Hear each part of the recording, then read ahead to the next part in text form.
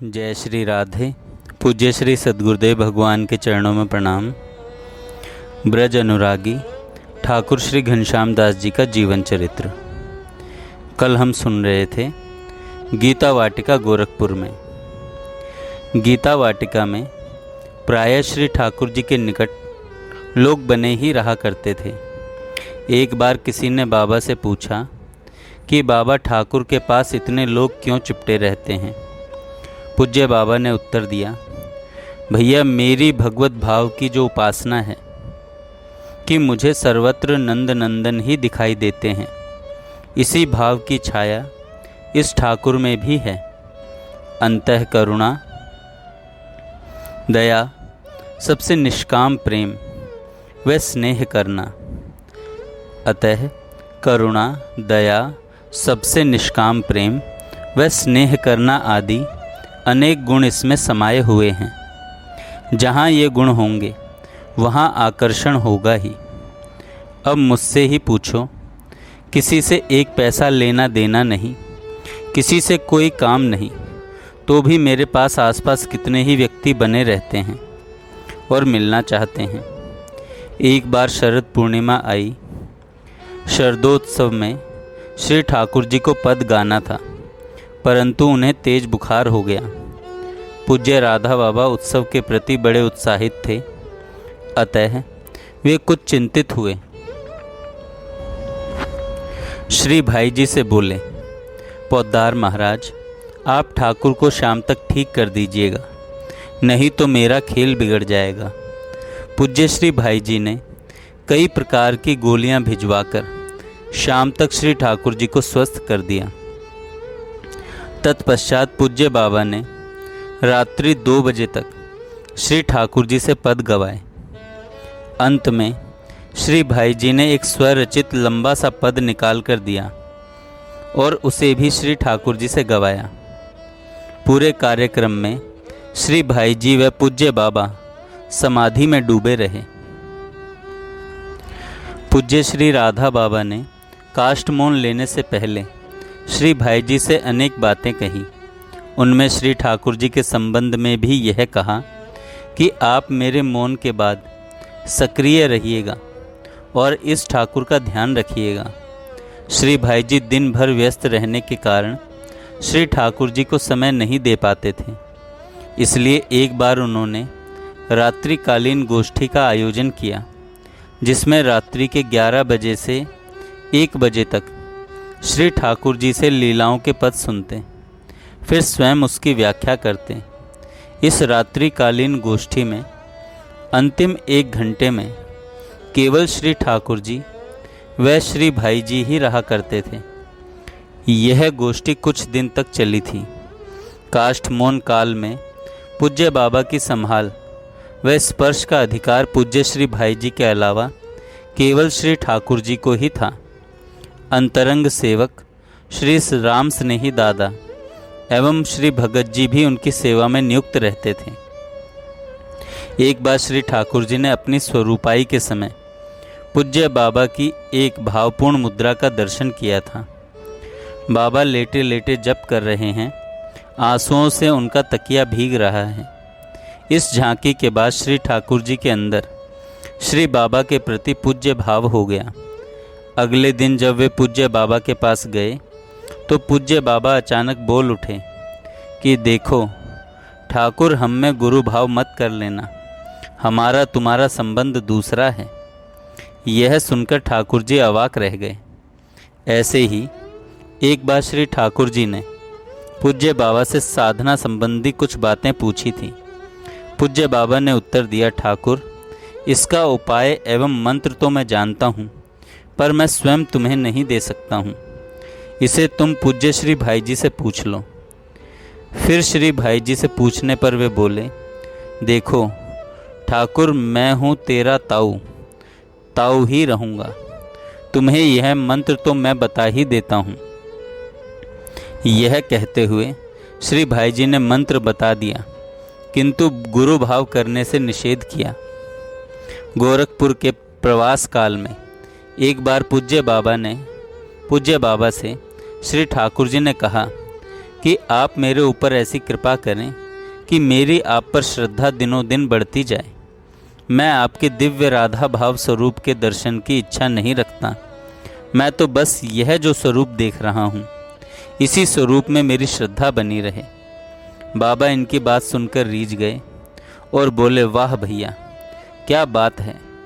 लो, यह तो मैं अभी ही कह देता हूँ कि मेरे प्रति तुम्हारी यह श्रद्धा कभी कम नहीं होगी। एक अन्य अवसर पर पूज्य बाबा ने श्री ठाकुर जी से कहा, ठाकुर, तुम चाहो तो क्षेत्र संन्यास लेकर यहाँ मेरे पास रह सकते हो। श्री ठाकुर जी ने बाबा से प्रार्थना करते हुए कहा, बाबा, यह नियम मैं नहीं ले पाऊँगा, कारण मैं अधिक दिनों के लिए श्री धाम वृंदावन से दूर नहीं रह सकता, न ही पूज्य श्री महाराज जी के बिना रह सकता हूँ। पूज्य बाबा इनकी निष्ठा देखकर बड़े प्रसन्न हुए। एक बार पूज्य बाबा ने श्री ठाकुर जी को बुलाकर कहा कि आज मैं तुम्हें कुछ देना चाहता हूँ।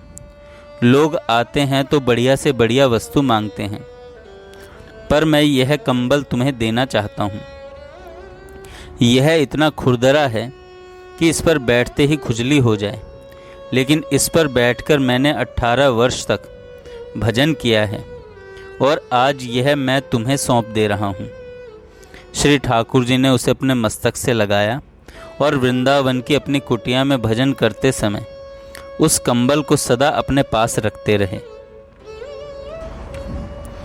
पूज्य बाबा को भिक्षा ग्रहण करते करते प्रायः दोपहर के 2-3 बज जाते थे और कभी कभी संध्या भी हो जाती थी। श्री ठाकुर जी भी पूज्य बाबा के साथ उनकी भिक्षा में ही प्रसाद पाते तथा जब तक भिक्षा न हो तब तक निराहार रहा करते थे। एक बार पूज्या मैया ने पूज्य बाबा से कहा कि बाबा, आप तो सन्यासी हैं, आपको देर सवेर भिक्षा पाने का अभ्यास है, किंतु आपके कारण यह ठाकुर भी भूखा रहता है, जिससे इसका स्वास्थ्य खराब हो जाता है। बाबा ने कहा कि मैं ठाकुर से कह दूंगा कि वो इतनी देर तक भूखा न रहा करे, मौसमी का रस आदि कुछ ले लिया करें। कुछ दिनों तक श्री ठाकुर जी रस लेकर रह जाते और भिक्षा बाबा के साथ ही करते। एक दिन बाबा की भिक्षा में रात्रि के 8 बज गए। श्री ठाकुर जी दिन भर भूखे रहे। रात्रि को पेट में वायु बनने से पेट कुछ फूल गया, भोजन में अरुचि हो गई, इसलिए वे अपने कमरे में जाकर लेट गए। जब बाबा भिक्षा के लिए बैठे तो उन्होंने श्री ठाकुर जी को बुलवाया और भिक्षा के लिए कहा। श्री ठाकुर जी ने कहा, बाबा, अब मेरी इच्छा नहीं हो रही है, किंतु बाबा के बार बार आग्रह करने पर वे भिक्षा में बैठ गए। भिक्षा के बाद ठाकुर जी को वमन हो गया और पेट में पीड़ा भी होने लगी। बाबा को जब यह पता लगा कि ठाकुर मेरे कारण कष्ट पा रहा है, तो उन्होंने श्री ठाकुर जी के लिए श्री भाई जी की रसोई से समय पर प्रसाद की व्यवस्था करवा दी। पूज्य बाबा के अंतरंग श्री ठाकुर जी गीता वाटिका में कई महीने पूज्य बाबा की एकांतिक सेवा में रह जाते थे। पूज्य बाबा से उनकी अनेक गोपनीय एवं गंभीर चर्चाएं हुआ करती। ये चर्चा प्रायः निशांत बेला में 3 बजे से 5 बजे तक के बीच में होती थी। पूज्य बाबा अपने जीवन की विभिन्न अनुभूतियों, घटनाओं को सुनाते और वे सभी बातें भी बताते जो दिन भर प्रश्नों, समस्याओं या विचित्र परिस्थितियों के रूप में उनके सामने आती थी। बाबा कहते, भैया, अमुक अमुक सज्जन आए थे और मुझसे यह बात बताकर गए हैं। यह भी कह गए हैं कि यह बात आप किसी और को मत बताना, पर मैं तुम्हें वह बात बता रहा हूँ। पूज्य बाबा अपनी नित्य गिरिराज परिक्रमा के समय कुछ देर नेत्र बंद करके खड़े रहते थे और अपने आश्रित जनों के कल्याण के लिए भगवान से प्रार्थना करते थे।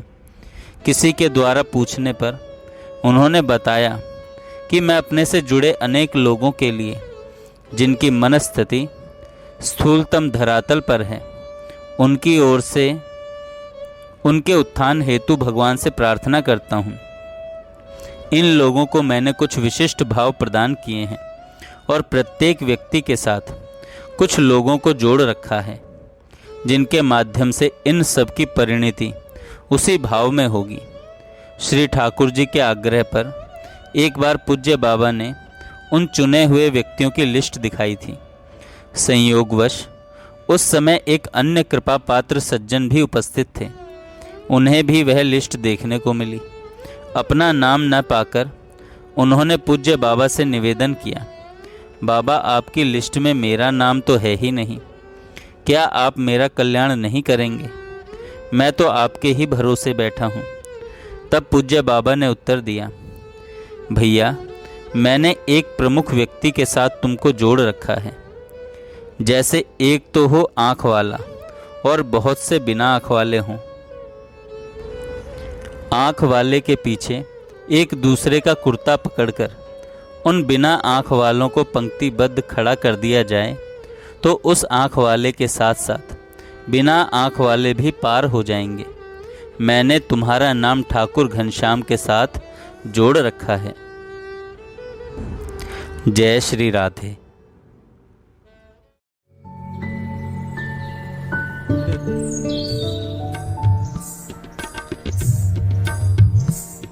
अरे कौन सलोने रूप, अरे कौन सलोने रूप, अरे कौन सलोने रूप, अरे कौन सलोने रूप। हंसी हंसी बातें कहत सखीरी,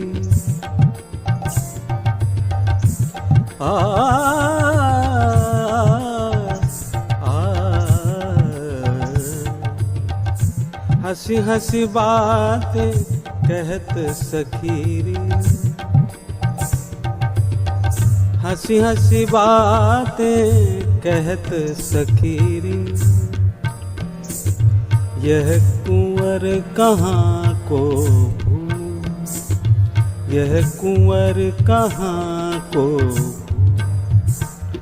यह कुंवर कहाँ को भूल, यह कुंवर कहाँ को भूल। अरे कौन सलोने रूप, एरी कौन सलोने रूप।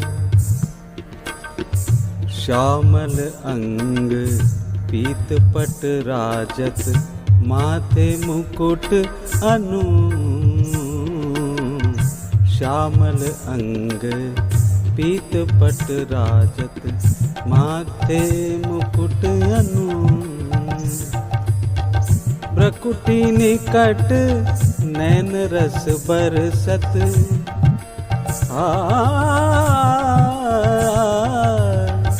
भ्रकुटी निकट नैन रस बरसत। वदन सुधा निधि ऊ, वदन सुधा निधि ऊ, वदन सुधा निधि ऊ, वदन सुधा निधि ऊ। एरी कौन सलोने रूप, अरे कौन सलोने रूप, कौन सलोने रूप, अजी कौन सलोने रूप। कुंडल किरण कुटिल अलकावली,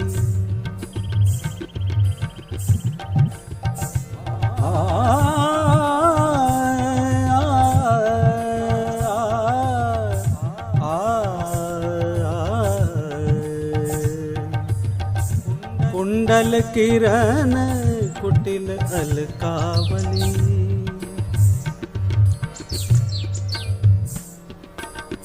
कुंडल किरण कुटिल अलकावली। रही कपोलन झू,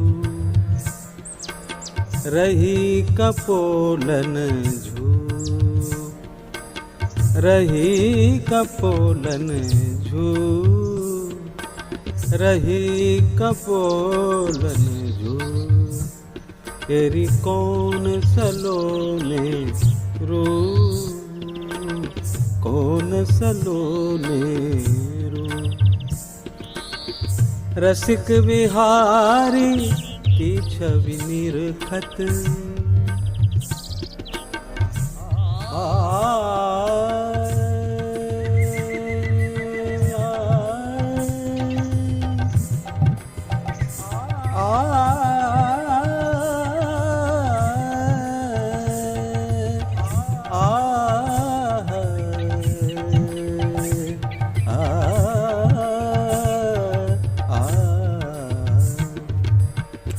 रसिक बिहारी की छवि निरखत मदन तेज तन तू, मदन तेज तन तू, मदन तेज तन तू, मदन तेज तन तू। अरि कौन सलोने रूप, हरि कौन सलोने रूप, यह कौन सलोने रूप, हरि कौन सलोने रूप।